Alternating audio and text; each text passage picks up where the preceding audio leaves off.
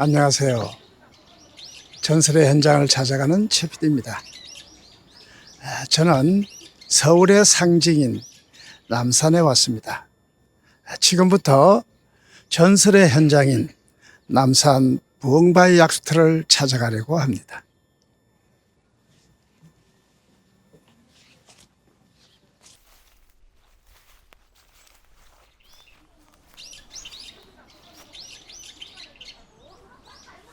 여기 있었네요. 남산 부엉바위 약수터가. 이곳을 찾기 위해서 남산 자락을 수시간이나 헤매고 헤맨 끝에 간신히 발견했습니다. 남산의 부엉바위 약수는 물맛이 좋고 위장병에도 특효가 있어서 한양의 제일 약수로 불리면서 많은 사람의 사랑을 받던 약수터입니다. 그런데 이제 약수터는 폐쇄되고 발길도 끊긴 채 사람들의 기억 속에서 아스라이 멀어져 가고 있는 것 같아 안타까운 마음이 듭니다. 오늘은 남산의 부엉바위 약수터에 얽힌 신비하고도 감동적인 전설을 소개해 드리고자 합니다.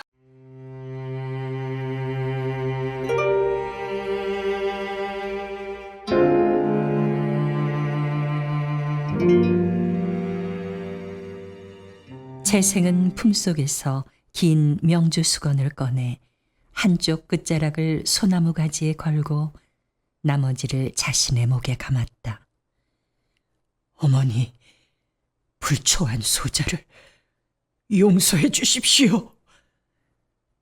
그가 막 자살을 감행하려는 순간 다급하게 외치는 여인의 음성이 들려왔다. 잠깐만 참으세요. 재생은 눈을 들어 목소리 나는 쪽을 바라보았다. 미모의 여인이 다급하게 다가오고 있었다. 그녀는 좋은 말로 재생을 타이른 후 가까운 곳에 자신의 집이 있으니 그곳에 가서 욕이라도 하는 게 어떠냐고 권하며 남산의 송림 속에 있는 규모가 제법 큰 기와집으로 재생을 안내했다. 그녀는 따뜻한 음식과 술을 권하며 재생의 사연을 물었다. 몰락한 양반의 후손인 재생은 과거 시험 공부에 매달렸지만 번번이 낙방을 하고 말았다. 10년 공부에 가사는 탕진되고 뒷바라지에 지친 불쌍한 아내마저 숨을 거두었고 노모와 아이들은 끼니도 잊지 못할 정도로 궁핍한 처지가 되고 말았다. 마지막 희망을 걸고 이번 과거 시험에 임했는데 또 낙방을 하고 말았으니 무슨 염치로 고향에 돌아가 어머니와 자식들을 볼 수가 있겠습니까?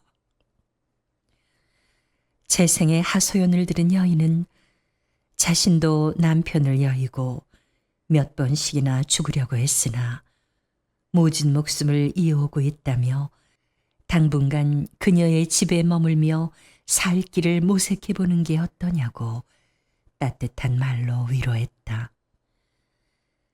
그날 이후 한 집에 기거하게 된 두 남녀는 급속히 가까워졌고 이내 정을 나누는 사이가 되었다. 그런 어느 날 여인은 고향에 한번 다녀오라며 노잣돈을 내어놓았다. 달콤한 사랑에 빠져 굶주리고 있을 가족들 생각을 까맣게 잊고 있던 재생은 자신을 일깨워준 여인의 배려에 감사하며 고향으로 향했다. 고향집에 들어선 재생은 소스라치게 놀랐다. 이전에 낡은 초가는 말끔히 단장돼 있었고 곳간에는 벼섬들이 쌓여 있었다. 아이들도 이전보다 더 건강해 보였고 얼굴에는 윤기마저 흐르고 있었다. 도대체 이게 어떻게 된 일입니까, 어머니? 아이고, 네가 보내준 돈으로 집도 수리하고 쌀섬도 넉넉히 들여놓았단다. 노모의 말을 듣고 채생은 비로소 이 모든 게 여인의 배려임을 알게 되었다. 며칠 후 채생은 한시바삐 여인을 만나고 싶은 마음에 서둘러 한양길에 올랐다. 남태령 고개에 다다르자 어디선가 갑자기 백발이 성성한 노인이 나타나 채생의 앞을 가로막는 게 아닌가. 이보게, 더 가서는 안 되네. 아니, 노인장은 누구신데 무슨 일로 제 길을 막으시는 겁니까? 돌아가신 자네 선친과 동문 수확하던 사이였네. 내 지난밤 꿈에 자네 부친이 찾아와 죽음에 처한 아들을 구해달라며 내게 통사정을 하는 게 아닌가? 아니, 저희 아버님께서요? 여보게, 내 말을 잘 새겨듣게나.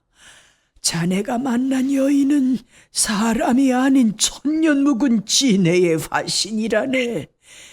자네를 잡아먹기 위해 100일 동안 공을 들이고 있었다네. 오늘 밤이 자네 제삿날이 될 게야.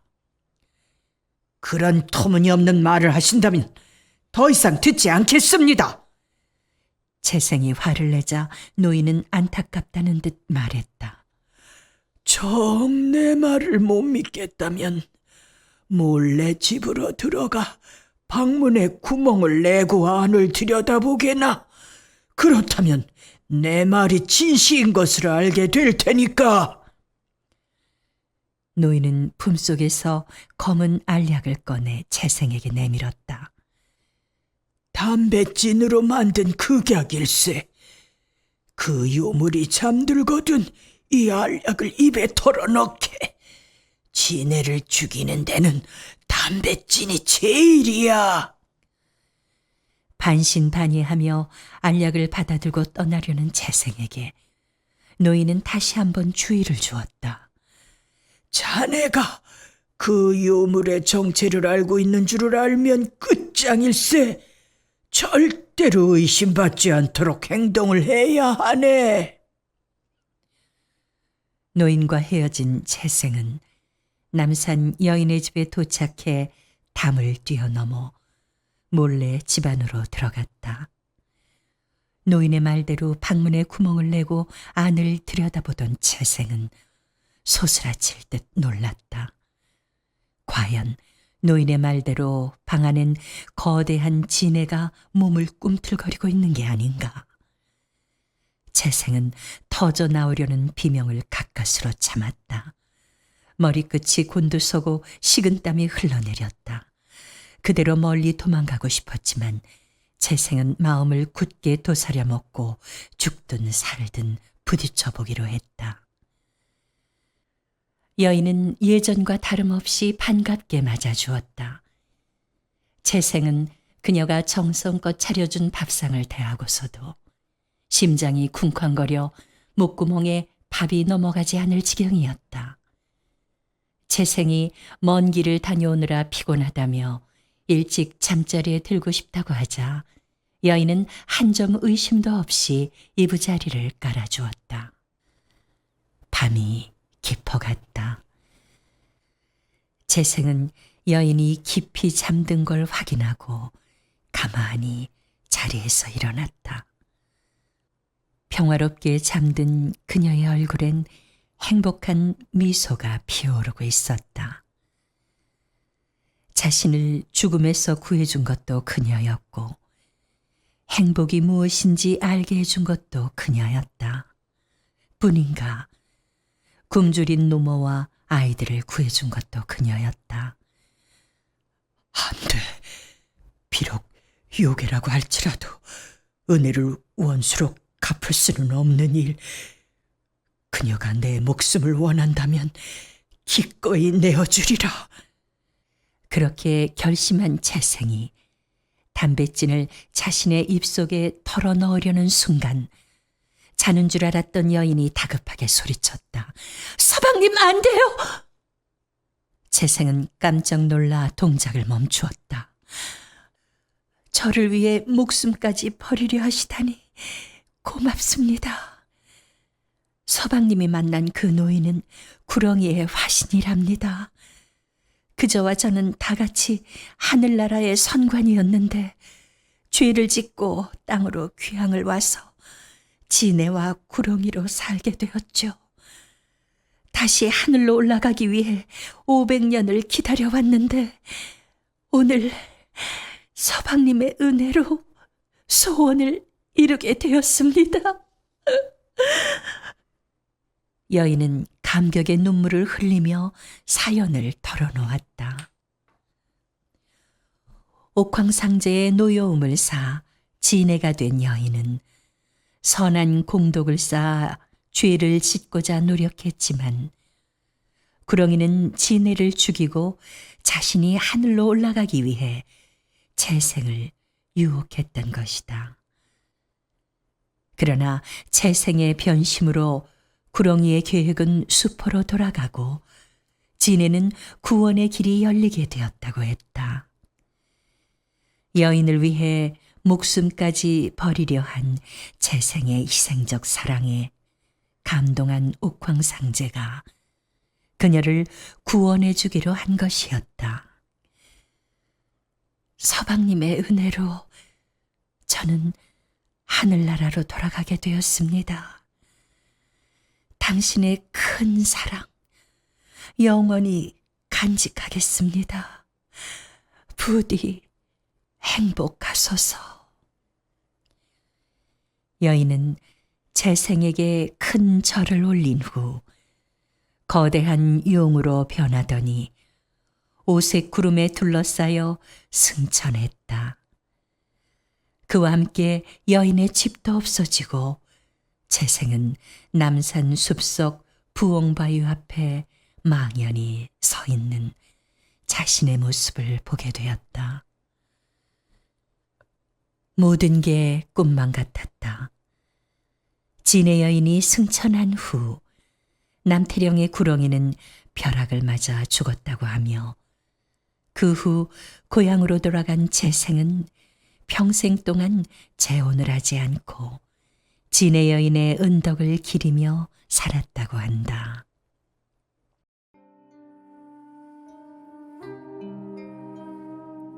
진해 여인의 설화가 깃든 남산 부엉바위 약수터는 물이 마르고 폐쇄된 채 지금은 사람들의 기억 속에서 아스라이 사라져가고 있습니다.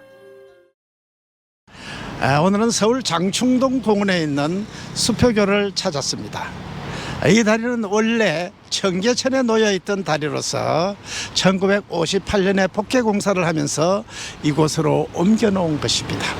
조선 중종시대에는 정월 대보름날 밤에 청계천에 있는 여러 다리를 차례로 밟으면서 답교놀이를 하면 애군이 사라지고 각기병에도 걸리지 않는다 해서 다리 밟기가 대유행했습니다.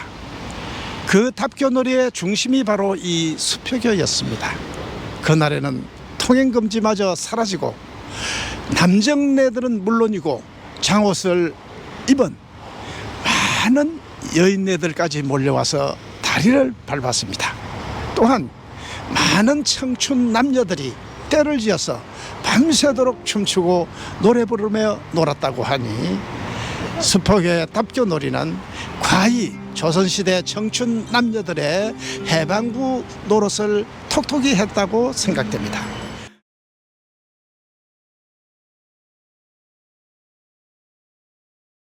대왕축이 켜진 신방에서 신랑과 신부는 첫날 밤을 맞고 있었다. 신랑이 떨리는 손으로 신부의 옷고름을 푸는 순간 방문 밖에서 지켜보는 아낙네들의 웃음소리가 터져나왔다.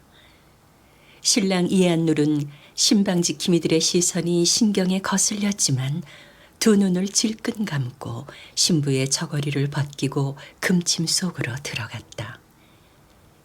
이한눌이 어여쁜 신부와 달콤한 첫날 밤을 치르고 나자 동상례라는 혹독한 신고식이 기다리고 있었다. 마을 장정들이 몰려와 신랑을 달아매고 처녀 도둑놈을 응징한다며 방망이로 사정없이 발바닥을 후려쳤다. 아이고, 장모님 나 죽소! 이한누리 비명을 지르며 응원을 청하자 장모가 달려나왔다. 아이고, 이보게들, 금쪽 같은 내 사위 제발 살살 좀 다뤄주시게. 그래도 아랑곳 없이 매질이 계속되자 장모는 얼른 주한상을 내왔다. 우리 사위 맥값은 넉넉하게 낼 테니 자자 이리 와서 목이나 축이시게들. 장정들은 그제야 못 이기는 척 매질을 멈추고 술상 앞으로 모여들었다. 얼마 후 어지간히 술을 마신 장정들이 벌주에 취한 신랑을 끌고 마당으로 내려서자 장모가 따라 나서며 소리쳤다. 아이고, 이 사람들아, 이 서방을 어디로 데려가려는가? 오늘이 대보름이니 신랑 신부 애군을 막아줘야죠. 수표교에서 열리는 답교놀이 행사에 휘잉하니 다녀올 테니 염려들 놓으시구려. 왁자하니 웃으며 신랑을 끌고 대문 밖으로 사라지는 장정들을 바라보는 장모와 신부의 얼굴에 걱정의 빛이 가득했다. 답교놀이란 보름날 밤에 12개의 다리를 밟으면 애군을 막고 1년 내내 각기병에도 걸리지 않는다고 하여 한양 사람들이 청계천에 몰려가 다리 밟기를 하며 노는 풍습이었다. 이날은 특별히 통행금지가 풀리기 때문에 밤을 새우며 노는 사람들이 많았다. 장정들에게 떠밀리어 수표교에서 다리 밟기를 하던 이한눌은 억지로 마신 벌주에 취해 더 이상 몸을 가누기조차 힘겨웠다. 새신랑이 이렇게 근력이 부실해서야 어떻게 신부와 그 일을 하겠나? 이 사람아, 일어나게. 아니면 버리고 갈게야. 껄껄거리는 남정네들의 조롱을 아득히 들으며 이한눌은 의식이 몽롱해지고 있었다. 얼마나 시간이 흘렀을까. 수표교 근처 담벼락 밑에 웅크린 채 잠들어 있는 이한누를 발견한 하인들은 우리 서방님이 틀림없다며 부축해 업고 사라졌다. 새벽이 가까울 무렵 심한 갈증을 느끼고 눈을 뜬 이한누는 곁에서 자고 있는 낯선 여인을 보고 화들짝 놀랐다. 아무리 살펴봐도 자신의 신부 김낭자가 아니었다. 이한눌이 단잠에 빠져있는 그녀를 흔들어 깨우자 멍하니 그를 바라보던 여인은 일순 기급을 하며 소리쳤다. 그만이라, 누구세요? 여인은 파랗게 질린 채 앞가슴을 가리기에 바빴다. 이 집 하인들이 이한누를 주인집 신랑인 줄 잘못 알고 업고 와서 신방에 들여놓는 바람에 생긴 불상사였다. 사태를 짐작한 이한누는 여인에게 고개를 숙였다. 뭔가 일이 크게 꼬인 것 같소이다. 이 몸이 간밤에 낭자에게 큰 실수를 저질렀소. 허나 고의로 한 일이 아니니 부디 용서해 주소. 이한누리 백배 사죄하며 급히 옷을 챙겨 입고 방을 나가려 하자 여인은 그의 옷자락을 부여잡았다. 이대로 가시면 소녀는 어찌합니까?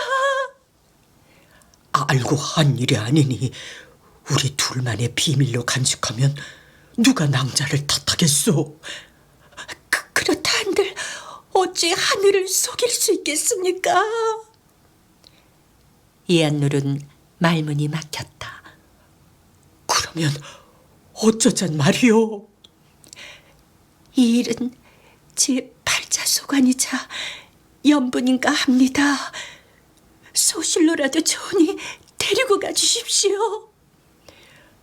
막 결혼한 몸이 부인 둘을 데리고 가면 부모님이 뭐라 하시겠소? 처가에서 나를 찾아 난리가 났을 터이니 나는 속히 가야 하오. 제발 보내주시오. 정 가신다면 외간 남자에게 몸을 더럽힌 소녀는 자결을 택할 수밖에 없습니다. 여인의 단호한 모습에 이한놀은 어찌할 바를 몰랐다. 어찌되었건 이 집 사람들이 깨기 전에 결단을 내려야 했다. 닭이 두 번째 회를 치고 울었다. 곧 날이 밝을 것이었다. 이한놀은 어쩔 수 없이 여인 홍랑자를 데리고 그곳을 나설 수밖에 없었다. 동이 더 오고 있었다. 부랴부랴 남대문 밖에 살고 있는 이모네로 찾아간 이한놀은 저간의 상황을 설명하고 도움을 청하였다. 이모님, 아직 과거에도 오르지 못한 주제에 소시를 두겠다면 아버님께서 대노하실 게 분명합니다. 제가 과거에 급제해 떳떳하게 부모님 허락을 받고 데리러 올 때까지 홍랑자를 거두어 주십시오. 혼자 몸으로 삭바느질을 하며 살고 있는 이모는 오히려 잘 되었다며 그의 청을 흔쾌히 받아주었다.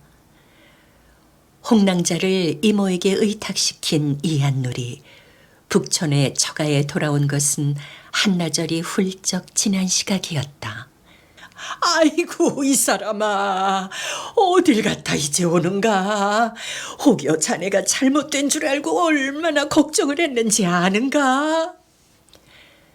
버선발로 쫓아나온 장모는 반가워 눈물을 글썽였고 평소 점잔을 빼던 장인어른도 기뻐 어쩔 줄을 몰라 했다.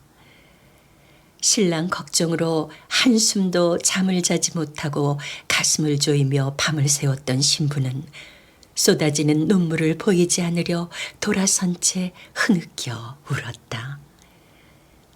이한놀은 지난밤 홍랑자와의 잠자리를 떠올리며 그녀에게 미안한 마음을 금할 수 없었다. 한편 신부가 사라진 혼역관의 집은 깊은 슬픔에 잠겨 있었다. 대대로 역관이를 보며 중국과의 무역으로 큰 재산을 모은 혼역관은 혼례를 치른 딸이 한밤중에 흔적도 없이 사라지자 호랑이에게 물려간 것으로 치부하고 사위에게 파혼을 허락했다. 내 딸은 호식이 된 게 분명하니 자네는 새 장가를 들도록 하게. 여기 혼례 비용으로 쓰고 남을 만큼 넉넉히 넣어두었으니 가지고 가게나. 장인어른, 제가 답교놀이에 빠져 밤을 새우는 바람에 자네 탓이 아닐세. 내 여식의 팔자가 그러한 걸 누굴 원망하겠나. 사위와 마지막 작별을 하며 혼역관 내외는 흐르는 눈물을 주체할 수 없었다. 그렇게 5년 세월이 흘렀다. 그동안 홍랑자는 이모의 삭바느질을 도우고 꾸준히를 도맡아 하며 이한놀이 과거에 급제하기를 빌고 또 빌었다. 홍랑자의 헌신적인 도움 덕에 살림도 불어나고 형편도 좋아지자 이모는 그녀를 친딸 이상으로 사랑했다. 참고 기다린 보람이 있어 그의 과거 시험에 이한놀은 당당히 장원급제를 해 어전에 나가 왕을 아련했다. 왕은 그의 문제를 칭찬하며 관모에 손수 어사화를 꽂아주었다. 이한놀이 부모의 허락과 부인 김씨의 동의를 받아 비로소 홍랑자를 맞아들이니 그 감격은 이루 말할 수 없었다. 무남동녀 외딸이 죽은 것으로 치부하고 제사까지 지냈던 홍역관 내외는 딸이 살아있음을 알고 크게 기뻐하며 여생을 그에게 의탁하니 처가덕에 이한룰은 평생 여유 있게 지내며 예조 판서에까지 올라 청백리의 표상이 되었다. 오늘은 수표교회 답교 노래에 얽힌 전설을 소개해 드렸습니다. 서울의 전설을 찾아서 중랑구에 있는 명목역 공원에 왔습니다. 여기 남장을 하고 있는 여인의 동상이 서 있는데요. 이 여인의 이름은 중랑자라고 합니다. 오늘은 남장 여인 중랑자의 전설과 함께 중랑구의 유래를 소개해 드리겠습니다.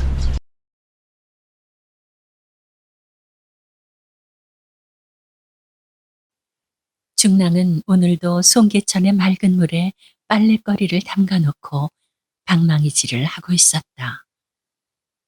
어머니가 돌아가신 후 홀로 되신 아버지가 오래도록 해서 천식을 앓고 있어 그녀는 아버지 병구안과 집안일을 홀로 감당하며 억척스럽게 살아가고 있는 처녀였다. 송계천의 상류엔 나무다리가 놓여 있었는데 태종 임금은 이 다리를 건너 아버지 이성계의 묘소가 있는 건원릉에 자주 성묘를 가곤 했다. 그런데 왕의 행차가 건너가기엔 나무다리가 너무 부실한 데다가 홍수에 휩쓸려 가버리는 일이 자주 발생하자 왕은 나무다리를 튼튼한 돌다리로 바꾸라는 영을 내렸다. 왕명이 떨어지자 혼비백산한 사또는 송계천 인근 고을의 남정네들은 빠짐없이 부역에 나오라는 공고를 하기에 이르렀다. 얘야, 다리 공사에 나도 부역을 나오라니 이를 어쩌면 좋단 말이냐.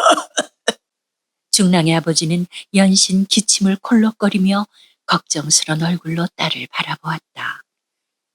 아버지께서 병환 중이신 걸 알면 관에서도 사정을 봐줄 거예요. 제가 내일 관가에 가서 사또님께 아뢰면 아서라. 아랫마을 박서방이 병 중이라며 부역에서 빼달라고 했다가 꾀병으로 왕명을 거역하라 한다며 사또한테 매타작만 당하고 쫓겨났다는구나.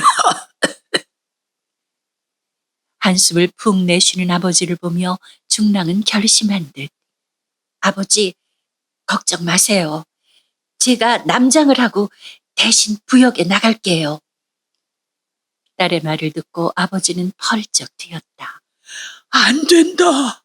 남정네도 견디기 힘든 중노동을 어린 네가 어찌 감당하겠으며 만약 들키기라도 하는 날이면 엄한 벌을 받게 될 텐데 어쩌려고 그런 소리를 하느냐. 병약하신 아버지가 이대로 부역에 나가셨다간 돌아가시고 말 거예요.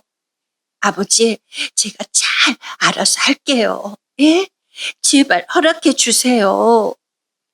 안 된다. 죽어도 애비가 감당할 테니 그런 생각일라 아예 하지도. 아버지는 더 이상 말을 잇지 못하고 기침을 쏟아냈다. 다음 날 이른 새벽, 중랑은 무명천으로 가슴을 단단히 조이고 남장을 한 채 부역에 나갈 제비를 했다. 얘야, 안 된다.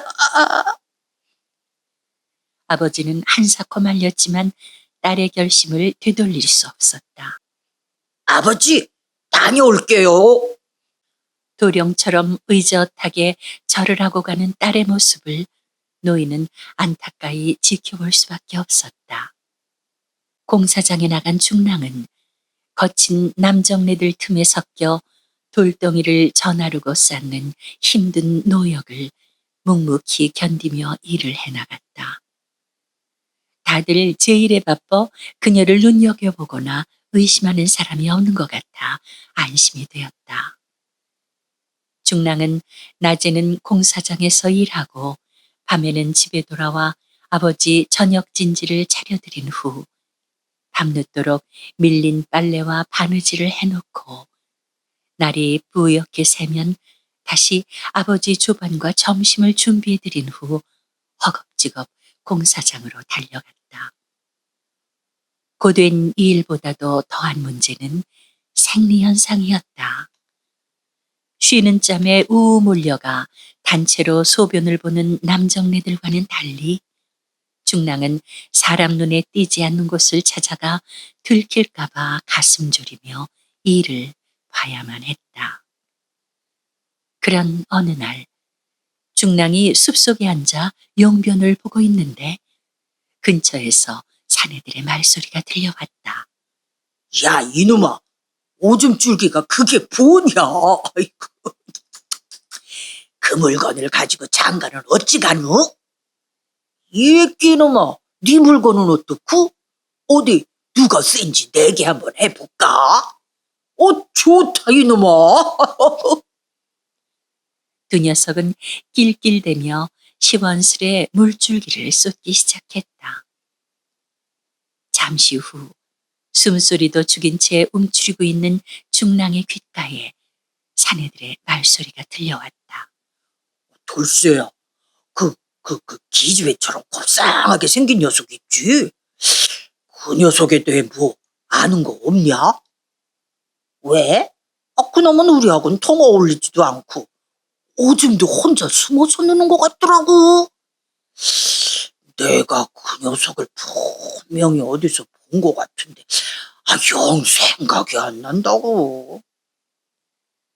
사내들의 대화가 자신을 두고 하는 말임을 안 중랑은 주목을 꼭 쥐었다. 저들의 의심을 피하는 길은 남정네들보다 더 실적을 올리는 길뿐이라고 생각한 중랑은 평소보다 더 부지런히 일을 했다. 손에 물집이 잡히고 어깨가 까져 피가 흘렀지만 그녀는 이를 악물고 무거운 돌덩이를 전알았다. 중랑이 일하는 모습을 보고 감독차 나온 사또조차도 혀를 내두를 정도였다.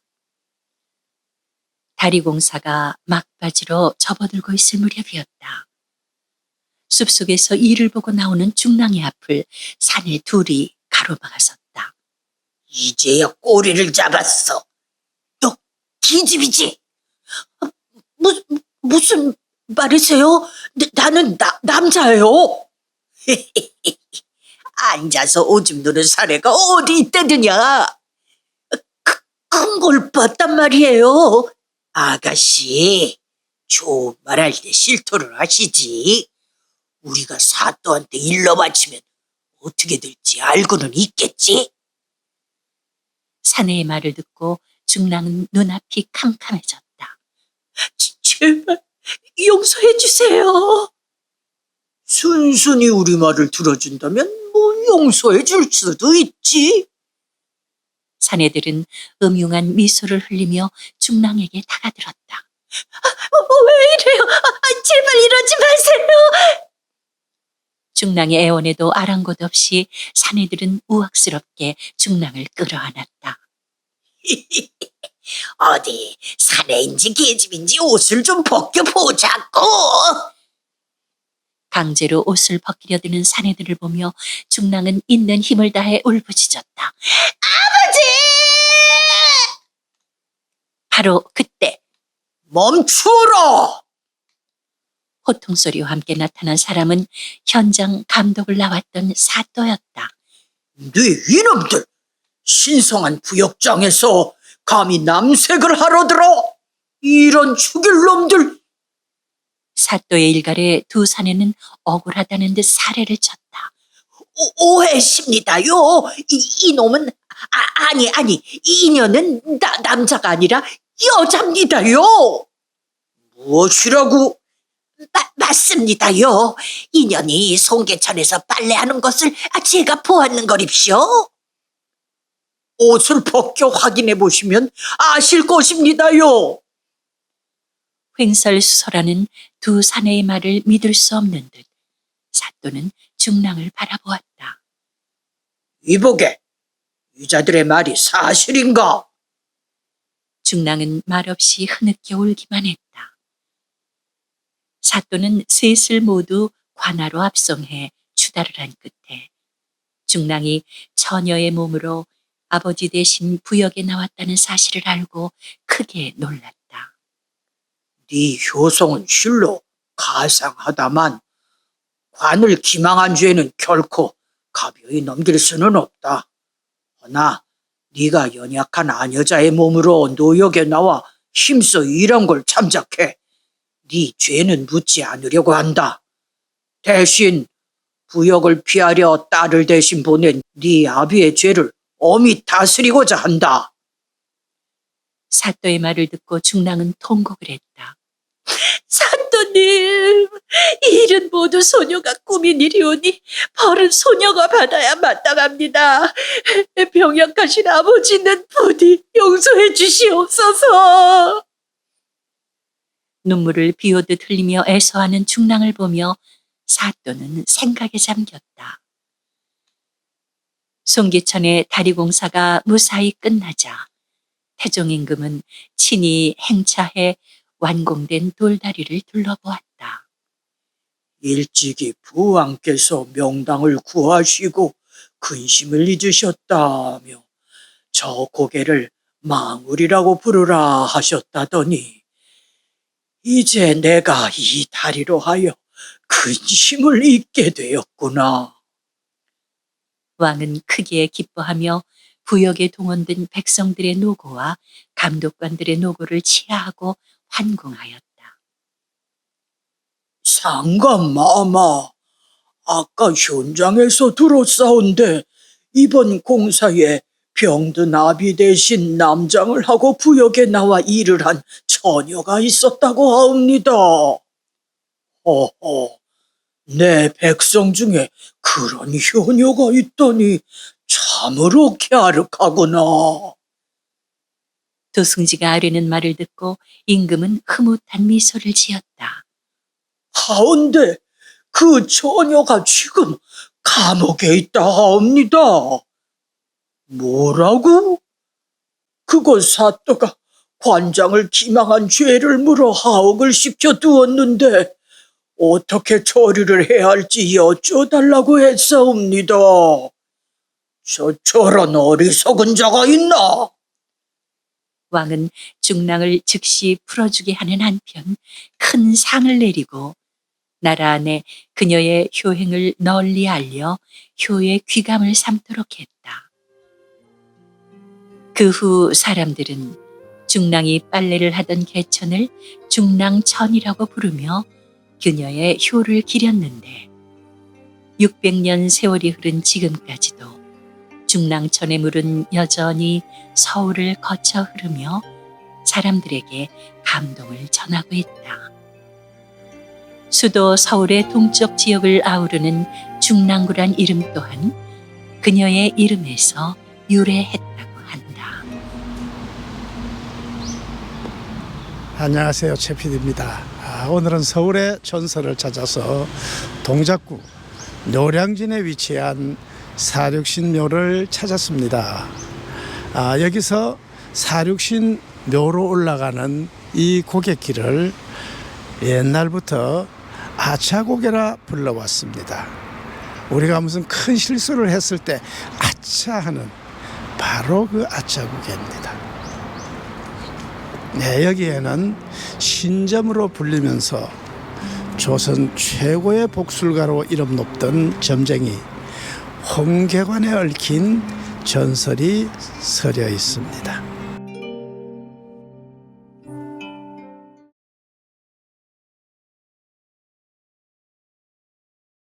조선 명정 시절 홍계관이란 점쟁이가 있었는데 그의 점괘는 한 번도 빗나간 적이 없다고 하여 신점으로 불리었다.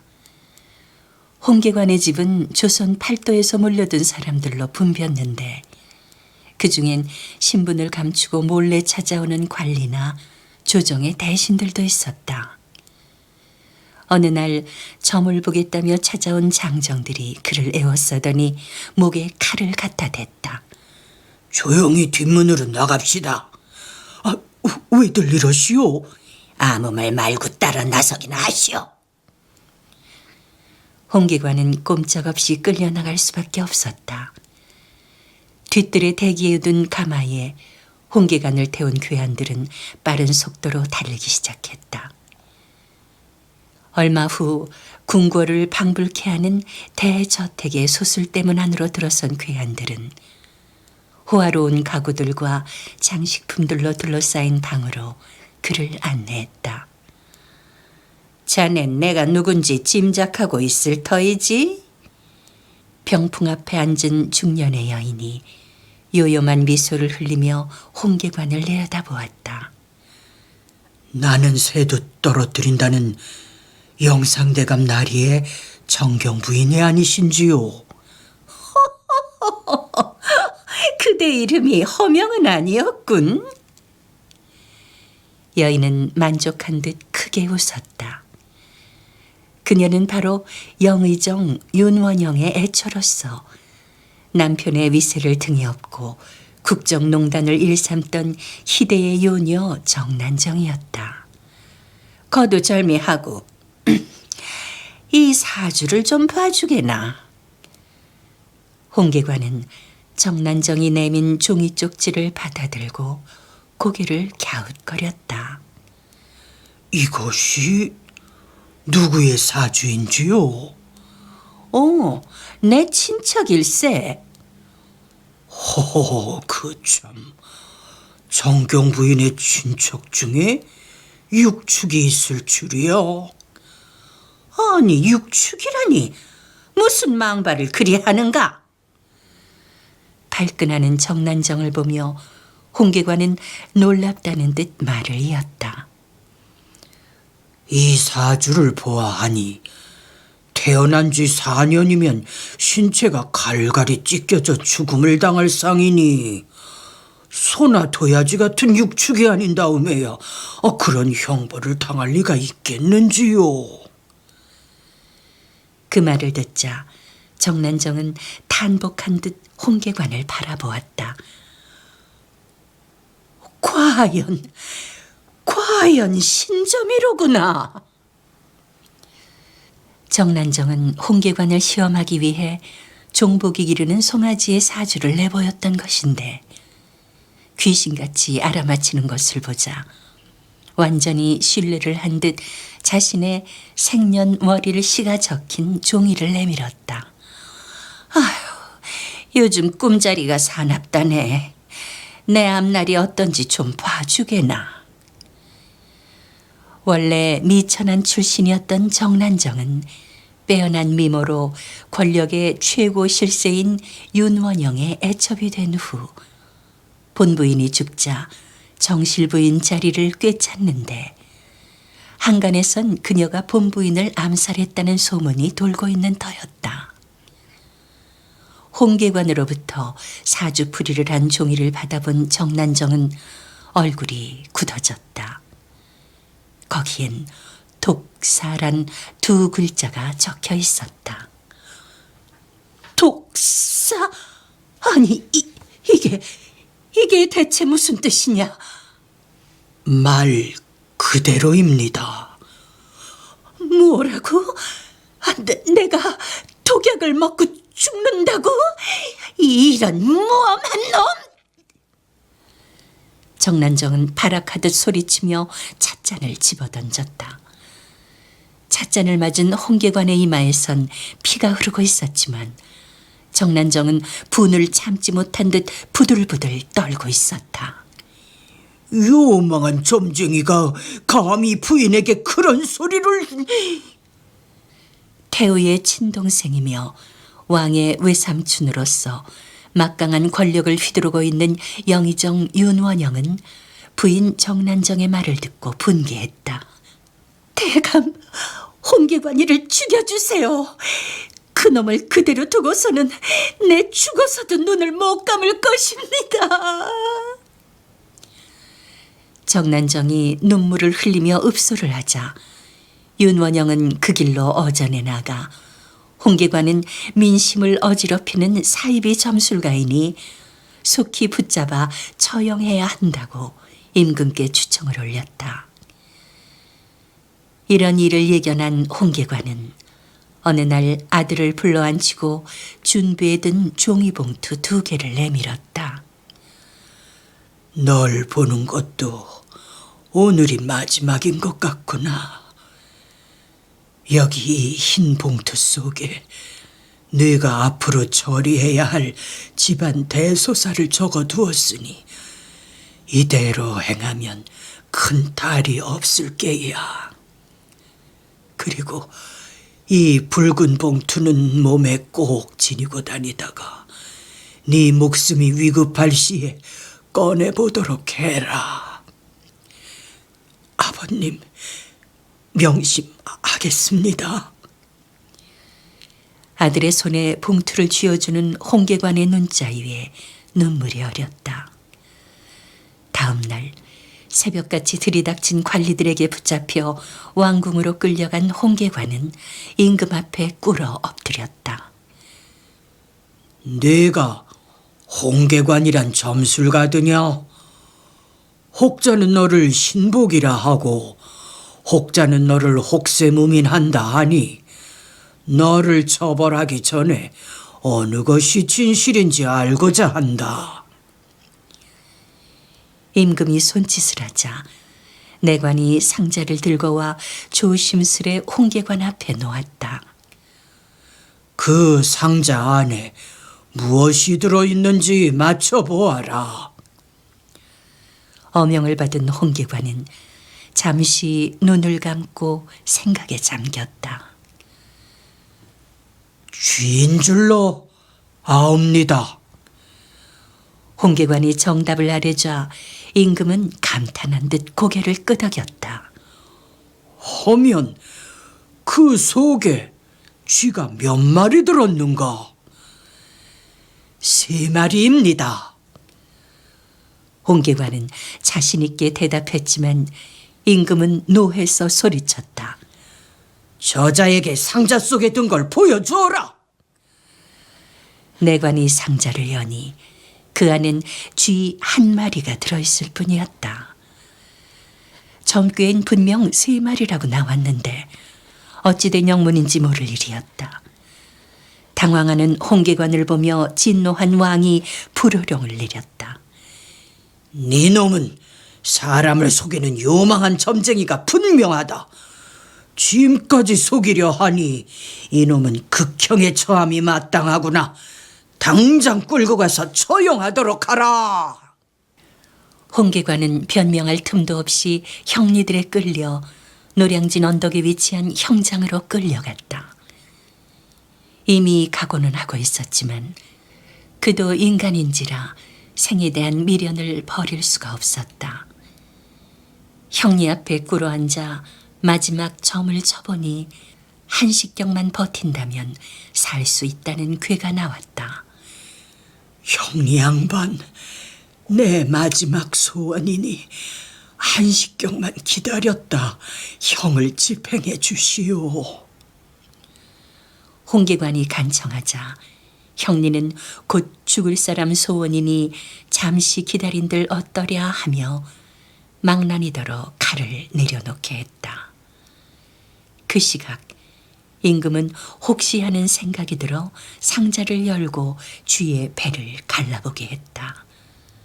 그런데 뜻밖에도 쥐의 뱃속에 새끼 2마리가 들어있었다. 홍계관의 말대로 쥐는 3마리였던 것이다. 크게 놀란 임금이 다급하게 명을 내렸다. 홍계관은 신점이 분명하다. 속히 가서 그의 처형을 멈추게 하라. 어명을 받은 전령이 급히 말을 몰아 멀리 형장을 바라보니 망나니가 홍계관의 목을 금방이라도 내려칠 듯 칼춤을 추고 있었다. 어명이요! 사형을 중지하라! 전령은 다급하게 소리치며 손을 흔들었다. 멀리서 말을 탄 전령이 뭐라고 소리 지르며 손을 흔드는 모습을 본 형리는 망나니에게 소리쳤다. 서두르게 빨리 집행하라고 야단일세. 그 말이 떨어지기 무섭게 망나니의 칼이 바람을 갈랐다. 신점으로 불리며 일세를 풍미한 홍계관은 그렇게 형장의 이슬로 사라졌다. 뒤늦게 이 일을 보고받은 명종 임금은 아차 실수로다 하고 크게 단식을 했다고 하며 그로 인해 홍계관이 사형당한 곳을 아차 고개라고 불렀다고 한다. 그 후 홍계관을 죽음으로 몰아넣은 정난정 또한 권자에서 밀려난 윤원영과 함께 독배를 마시고 생을 마감했으니 홍계관의 예언이 적중한 셈이었다. 최PD입니다. 서울의 전설을 찾아서 오늘은 을지로 일가에 나왔습니다. 예전에는 이 일대를 건단골로 불렀다고 하는데요. 여기엔 조선의 역관 홍순원과 명나라 여인에 얽힌 훈훈하고 가슴 뭉클한 일화가 전해지고 있었습니다.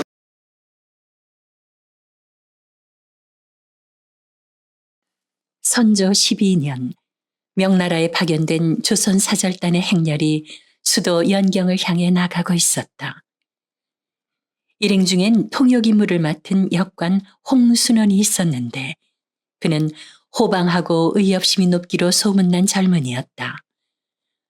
통주에 당도한 그들은 여독을 풀기 위해 그곳에서 하루 쉬어가기로 했다. 긴 여행길에 지친 사신들은 대부분 숙소에서 잠을 자기 바빴지만 혈기왕성한 청년 홍순원은 통주의 밤거리로 유람을 나갔다. 이국의 정치에 한껏 취해 발길 닿는 대로 걷던 그는 한 청루에 300금으로 절세 미녀와 하룻밤을 지낼 손님을 구한다는 방이 붙은 걸 보았다. 얼마나 절색이기에 그런 거금을 붙였는지 어디 한번 보기나 합시다. 홍순원이 호기롭게 소리치자 청루의 여주인이 아직 소녀 티가 가시지 않은 앳된 모습의 미녀를 데리고 나타났다. 기이하게도 하얀 상복을 입었고 얼굴엔 수심마저 가득해 보였다. 청루의 기녀가 상복 차림으로 손님을 맞다니 이 무슨 무례란 말인가? 홍순원이 점잖게 나무라자 여인은 눈물 가득한 얼굴로 그를 바라보았다. 소녀의 부모님이 얼마 전 돌림병에 걸려 두 분 모두 돌아가셨습니다. 고향인 절강성으로 모셔가 장례를 치러드려야 하는데 그 비용을 마련하고자 청루에 몸을 팔았사옵니다. 저런, 그럼 부모님 시신은 어떻게 하고? 객관에 잠시 모셔두었사옵니다. 오호, 그참. 그래, 장례 비용이 모두 얼마나 되는가? 300금이 필요하기에 하룻밤 몸값으로 그 돈을 걸었던 것인데 워낙 거금인지라 아무도 나서는 분이 없었사옵니다. 여인의 딱한 사정을 알게 된 홍순호는 의협심이 발동했다. 그는 선뜻 전대를 끌러 여인의 앞에 내밀었다. 300금일세. 이 돈이면 부모님의 영구를 모시고 고향에 돌아갈 수 있을 게야. 놀라는 여인을 보며 홍순원이 자리를 털고 일어서자 여인은 당황스러운 표정으로 그의 옷깃을 잡았다. 그냥 가시면 어떻게? 몸을 깨끗하게 보존해 부디 좋은 배필을 만나게나. 태인날이 성함이라도 좀 알려주시어요. 역관 홍가일세. 감격의 눈물을 흘리는 여인을 뒤로하고 홍순호는 미련 없이 그곳을 떠났다. 그런데 실은 홍순원이 내놓은 돈은 관청에서 빌린 공금이었기에 귀국한 후 그는 공금 횡령죄로 감옥에 갇히는 신세가 되고 말았다. 당시 조정에선 역관들에게 여행 경비를 대주지 않았다. 대신 관에서 그들에게 자금을 빌려주고 소규모 무역을 하게 해 그 이문을 챙기게 해주었는데 바로 그 자금을 날려버린 것이었다. 봉금 횡령을 중재로 다스리던 시절이라 홍순호는 언제 풀려날지 모를 기약 없는 옥살이를 해야 했다. 그로부터 5년 후 선조왕은 대신들에게 종계 변무를 해결하라는 엄명을 내렸다.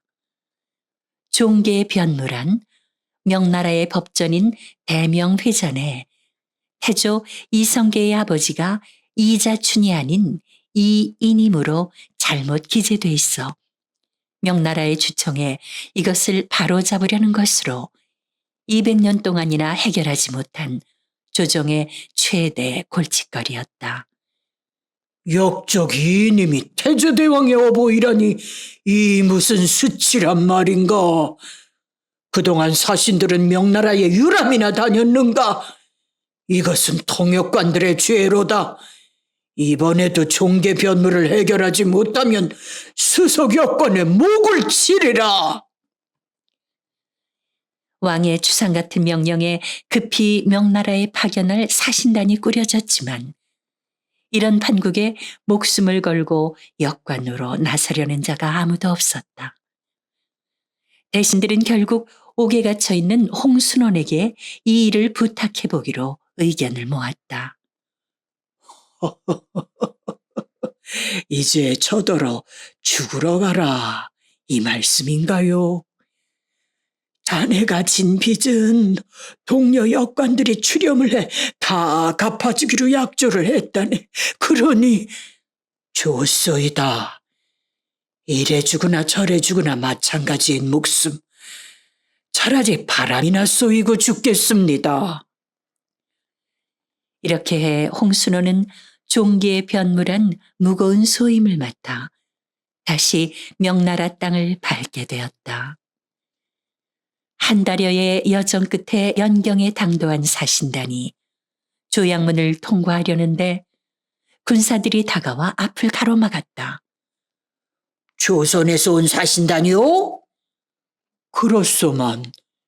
혹시 홍시성을 가진 역관이 계시오? 내가 홍역관이오만 왜 그러시오? 위에서 모셔오라는 명령이 있었소. 자, 같이 가야겠소. 아니, 나만 말이오? 홍순호는 일행을 남겨둔 채 불안한 마음을 안고 군사들을 따라갈 수밖에 없었다. 대저택에 안내된 홍순원을 맞아준 것은 풍채가 좋은 중년의 관료였다. 예부시랑 석성이라 하오.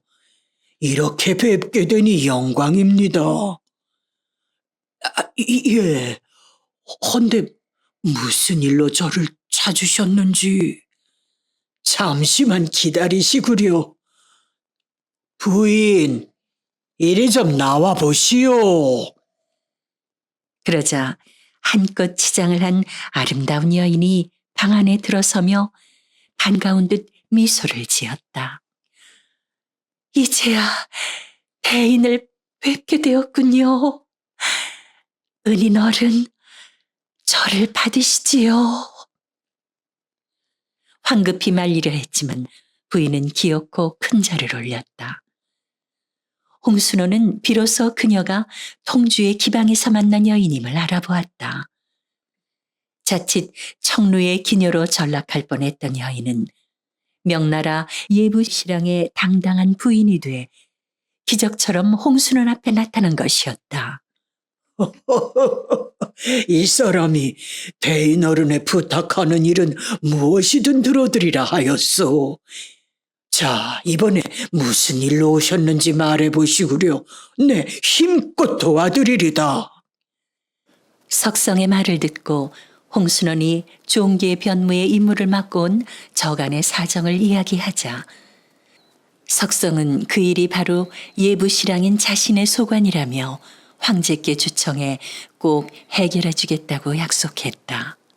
목숨이 걸렸던 난제가 너무나 쉽게 풀리자 홍순원의 기쁨은 이루 말할 수 없었다. 그뿐이 아니었다. 석성의 부인은 은인 어른께 드리려 손수 비단을 짰다며 홍순원에게 많은 비단을 선물했는데 거기엔 그녀가 한 땀 한 땀 술을 놓은 보은이란 글자가 아로새겨져 있었다. 건국 초부터 200년간 풀지 못했던 종계의 변물을 홍순원이 해결하고 돌아오자 선조왕은 금수의 나라에서 예의의 나라로 바로 서게 되니 나라가 새롭게 만들어졌도다라며 기쁨을 감추지 못했다. 홍순원은 나라를 빛낸 광국 공신이 되었으며 중인계층으로선 결코 오를 수 없는 종 이품 우림 위장에 임명되었다. 그것도 부족하다 여겼던지 왕은 땅을 하사하고 집까지 지어주었는데 홍순원이 살았던 이곳을 명나라 여인에게 보은의 비단을 받았다 하여 보은단골이라고 불렀다고 한다.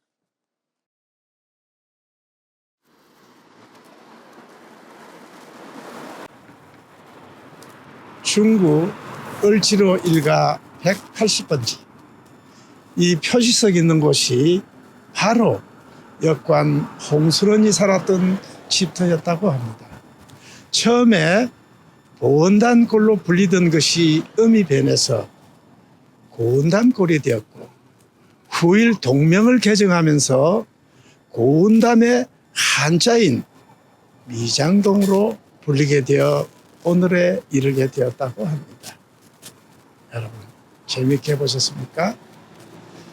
구독과 좋아요 눌러주시면 감사하겠습니다.